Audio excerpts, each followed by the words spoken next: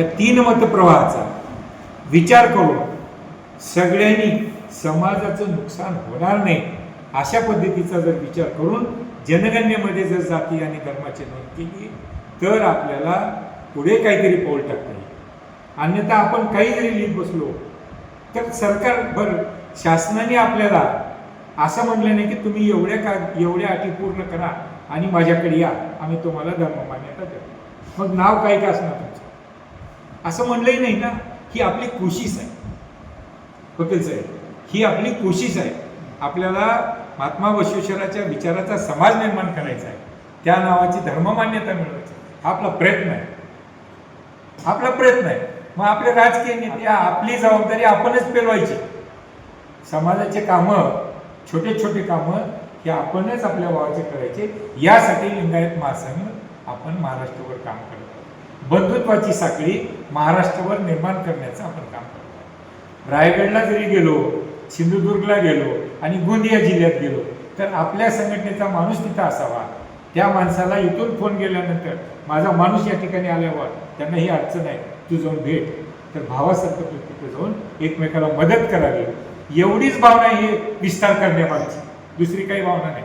आणि या संघटनेत प्रवेश करण्यासाठी कसल्या पद्धतीची फीस नाही, कसली वर्गणी नाही, कसल्याच पद्धतीचं काही कोणाला आर्थिक नुकसान नाही. केवळ सामाजिक बौद्धिक त्याचं प्रबोधन होणे आणि समाजातल्या एकमेकांच्या सुखादुःखात सहभागी होण्यासाठी आपण सगळ्यांनी एकमेकाला मदत करत राहणे, एवढीच भूमिका या ठिकाणी आहे. मग महात्मा बसवेश्वराच्या विचाराचा प्रचार प्रसार करणे, जागृती करणे समाजामध्ये, समाजाचे जे काही प्रश्न असतील त्या प्रश्नावर आवाज उठवणे, या सगळ्या गोष्टी करण्याचं काम आपण या संघटनेच्या माध्यमातून करत असतो.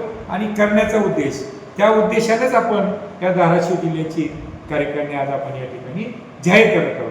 जेणेकरून आम्ही राज्य पातळीवर काम करत असताना तिथे जे घडतंय ते गाव पातळीपर्यंत न माझ्याकडे येता किंवा तुम्ही माझ्याकडे किंवा मी तुमच्यापर्यंत माहिती पोहोचावी, खरी माहिती पोहोचावी, यासाठी चळवळ आपण निर्माण केली आहे.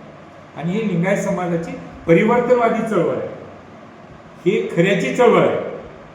आणि मग ही चळवळ आपल्या गावापर्यंत नेण्यासाठी आपल्या सगळ्यांचं सहकार्य आपल्याला अपेक्षित आहे. याच्यामध्ये आमचा कोणाचाही काही स्वार्थ नाही. स्वार्थ असतं तर 30 वर्ष एखादी काम कोणी करत नाही. 1 वर्ष पक्ष सोडून दुसऱ्या पक्षात गेले की त्याला म्हणतात 1 वर्ष झालं मी पक्षात आलो, मला काही पद नाही म्हणते. 1च वर्षात म्हणते. ते एवढा बेकार झालेला असतो माणूस. 1000 एकर जमीन असलं तर ते दुष्काळात वागल्यासारखं वागतो की माझं आता कसं करू, 1 वर्ष झालं मी पदावर नाही. आम्ही जर स्वार्थी असतो 30 वर्ष एकच कार्यक्रम कसं काय करतो. सामाजिक काम करणं एवढं सोपं नाही. राजकीय काम सोपं, 1 वर्षात त्याला पद मिळते आणि त्याने अजून 1100 एकर जमीन करते. इथं आमचे 5 एकरची 4 उरलेले, 4ची 3 उरलेले, असं आहे सामाजिक काम. पण समाजासाठी हे काम केलं पाहिजे, कुणी ना कुणी केलं पाहिजे. आपण त्या समाजात जन्मलेलो आहोत, आपण त्या कुळात जन्मले, त्या कुळाचा उद्धार करणं ही आपली जबाबदारी आहे. म्हणून आपण काम करायचं. आपल्याला देवाने ती बुद्धी दिली आहे म्हणून आपण ती काम करायचं. एवढाच हा या बैठकीमागचा उद्देश होता आणि यापेक्षा काही वेगळं नाही. म्हणून जनगणनेमध्ये जे 3 मतप्रवाह आलेले ते 3 मतप्रवाह एक करून सगळ्या महाराष्ट्राने एका नावानं नोंद जर केलं तर त्याचा परिणाम चांगला होईल. एका नावाने नोंद करण्यासाठी आम्ही प्रयत्न करत आहोत. सगळ्या जिल्ह्यात जाऊन सगळ्याला एक कसं करता येईल. असू द्या, प्रत्येकाच्या संघटना वेगळ्या असू द्या, काय फरक पडणार नाही. पण जनगणनेत जर एकच सगळ्यांनी लिहिलं, जे काही लिहिलं ते एकच लिहा, जे काही लिहायचं ते एक लिहा.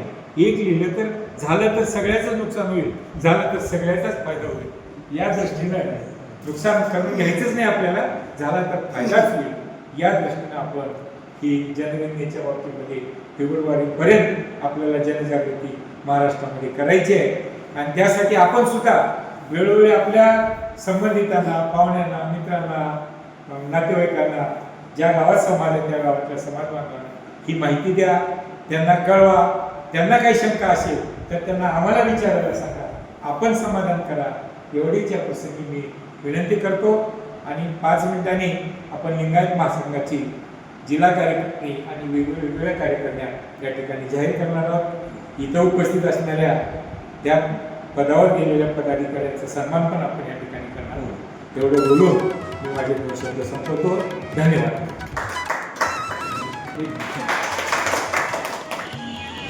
मनगिरे होम यांची पण जिल्हा कार्यकारी निवड झालेली आहे.